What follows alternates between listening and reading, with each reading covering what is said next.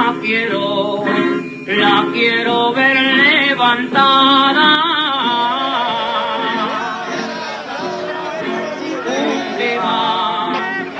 Viva España no basta. La quiero ver levantada.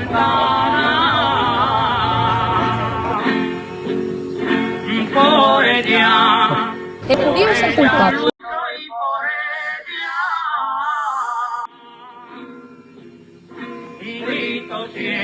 Por ejemplo, ¿tú crees que el espíritu del caudillo continúa en alza? Hombre, eso lo tiene cada español, que sepa lo que es amar su tierra, sabe lo que es la historia, sabe lo que ese hombre hizo por España, ¿sabes? Eso es lo que hizo, porque los comunistas, ¿vale? Ya estaban en el país, ¿me entiendes? Y gracias a él que hubo la sublevación.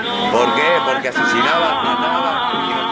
En los regímenes totalitarios del siglo XX, yo no recuerdo que con ningún motivo haya esa sobreabundancia de banderas. Nosotros somos los principales perjudicados, o uno de los principales perjudicados por la falta de democracia en España. Desde el 2005 para acá, cada vez Franco, creo, y en la juventud gusta más. ¡Arriba España! Último, yo quiero España cada vez mejor, un país unido, fuerte.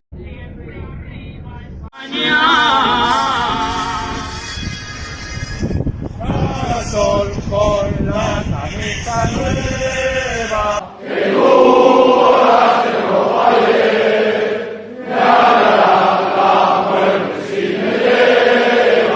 Y no te vuelvo a ver, volveré junto a mí.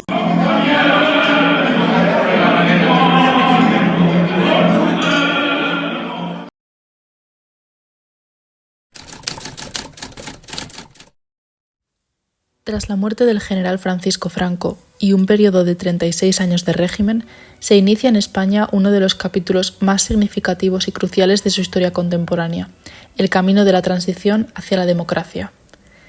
De acuerdo con la narrativa consagrada en los libros de texto, en un breve lapso de tiempo y de manera organizada, progresiva y pacífica, las estructuras del sistema autoritario fueron reemplazadas por instituciones democráticas, respaldadas tanto por las autoridades estatales como por los principales grupos de la oposición. En los hitos de este proceso de transición, se considera que este cambio político ejemplar fue solo viable gracias a dos principios fundamentales, el principio de legalidad y el principio de legitimidad. El primero se refiere a la instauración de una democracia a través de los mismos mecanismos legales que había dispuesto el franquismo.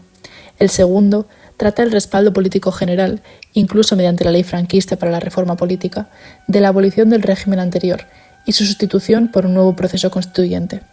De esta manera se afrontó la gran incertidumbre que surgió tras la muerte de Franco y que oscureció el horizonte durante un periodo en el que el futuro de España aún no estaba definido. Pero el relato hegemónico debe ser cuestionado. ¿Qué condiciones históricas previas existían en la memoria colectiva del pueblo español que permitieron que las nuevas fuerzas democráticas pudieran construir esta narrativa sobre la transición? Hay fuerzas dentro del franquismo que ya están planteando una transición, que ya están diseñando una transición al interior del franquismo. Los padres de la Constitución, que eran 7, y 4 de ellos habían ocupado altos cargos en la dictadura, limitaron el sistema político español por la izquierda, digamos, y no le pusieron ningún límite por la derecha. En los colegios la guerra civil no se ha dado nunca, y el franquismo en todo caso se daba en clave propagandista.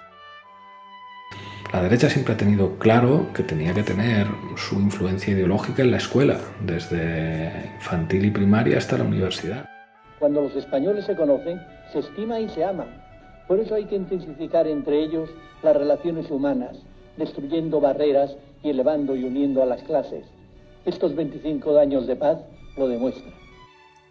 La memoria de las generaciones que experimentaron el cambio de sistema está marcada por la convivencia de recuerdos divergentes y circunstancias y conceptos paradójicos, contradictorios, incluso dentro del relato del propio régimen, como podían ser las nuevas relaciones con las democracias occidentales, mientras que continuaba la represión hacia los ciudadanos españoles.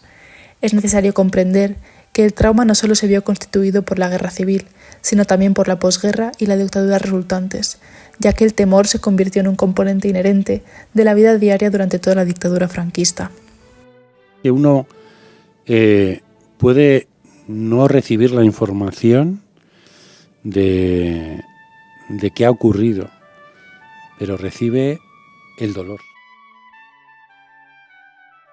El silenciamiento significa un daño, un trauma es una herida, un daño, en este caso psicológico. Ese daño psicológico se va transmitiendo y se transmite en muchas ocasiones a través del silencio, en estas generaciones. De esto no se habla, tu abuelo desapareció, no se sabe dónde está. Durante la dictadura, identificarse como apolítico, el no significarse, tenía una connotación positiva.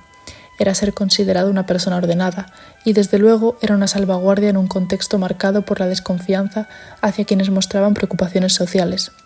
De todas maneras, esto no implica que las movilizaciones no ocurrieran, especialmente entre los jóvenes. Y ese trauma, de alguna forma, en los últimos años del franquismo había empezado a asumirse y esos sectores jóvenes habían perdido ese miedo relacionado con el trauma y empezaban a abrirse paso las movilizaciones, las reivindicaciones.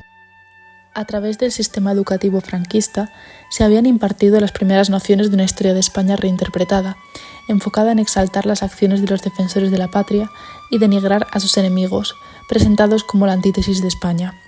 La Iglesia, el ejército y el hogar habían reforzado estos conceptos que mediante la repetición fueron aceptados sin apenas cuestionamiento activo.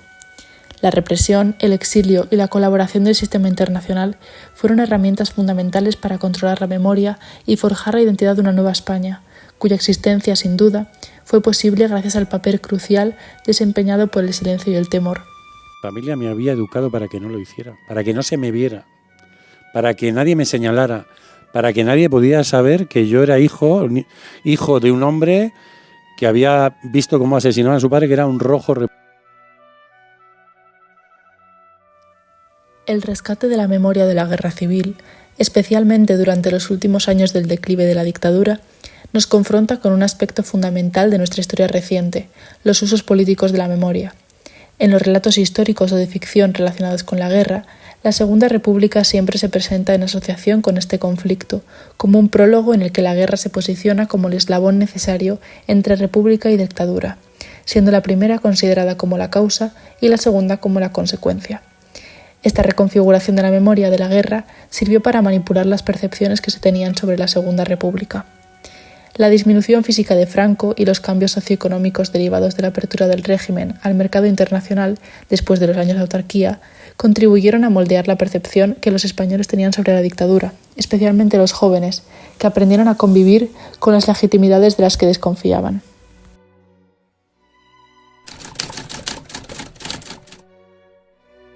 Muerto Franco, ninguno de los principales actores de la España de los 70 poseía o creía poseer la fuerza necesaria para alcanzar plenamente sus objetivos políticos. Por ello, y palpando el miedo de la población a que en esta inestabilidad se encontrase el germen de una inevitable nueva dictadura, se optó por ahondar en la narrativa de reconciliación nacional. Las élites del nuevo régimen se comprometieron a prevenir cualquier intento de sublevación futura, por lo que adoptaron la estrategia de no utilizar el pasado como un instrumento para reparar el trauma. Empiezas a investigar sobre la transición, y tienes testimonios de gente viva que te cuenta otro relato de la transición. Te encuentras con historiadores, académicos y también políticos que te dicen no, eso no ocurrió así. Todos esos partidos de izquierda prácticamente desconocidos, como es el caso del Partido Socialista, están planteando una salida que les permita situarse como élites que van a liderar también esa transición. El Partido Comunista ya en ese momento, con Carrillo a la cabeza, le interesa más la legalización que una democratización del sistema.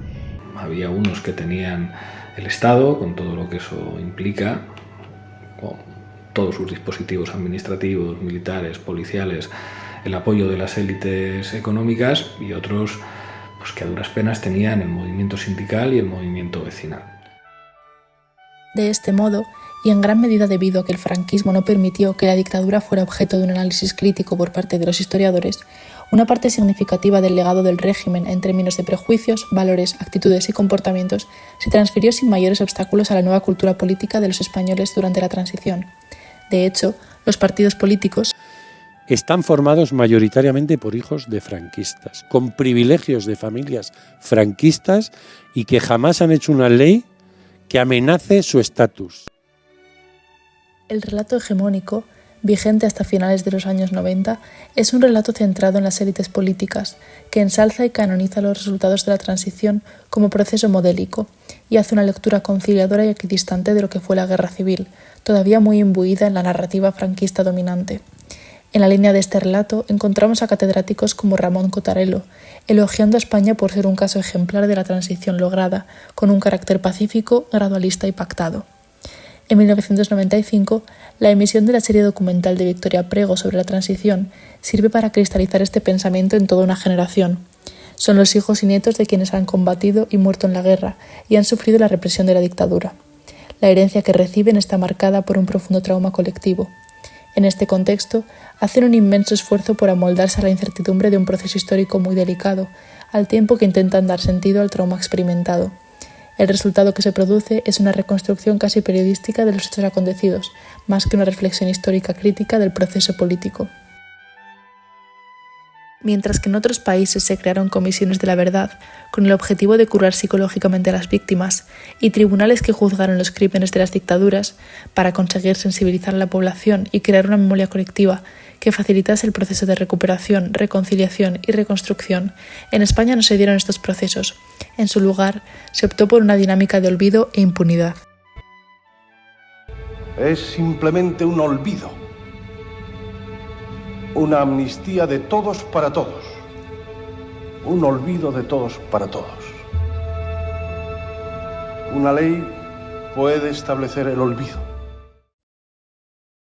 Según el politólogo alemán Helmut Koenig, la memoria histórica debe ser una prioridad para las nuevas democracias, surgidas después de periodos dictatoriales. Su objetivo principal debe ser prevenir la repetición del pasado. Por lo tanto, el nuevo panorama político debe comprometerse con 5 responsabilidades principales: la prohibición de las organizaciones ligadas a la dictadura, el enjuiciamiento judicial de los culpables, la descalificación política de las personas asociadas a la dictadura, la rehabilitación e indemnización de las víctimas y la concientización y asunción pública del pasado. En el caso de España, ninguna de las medidas de Koenig se implantó. La transición como se diseñó es hoy un proceso histórico cerrado. Sin embargo, la lucha por el relato y su significación sigue todavía abierta, constituyendo la piedra angular de una brecha que atraviesa la sociedad española y que ha impedido hasta ahora la cicatrización de su herida. Hemos aprendido a anunciar, pero todavía no a denunciar. Es esta nuestra tarea pendiente. Mientras tanto, el gran fantasma de Franco aún vive entre nosotros.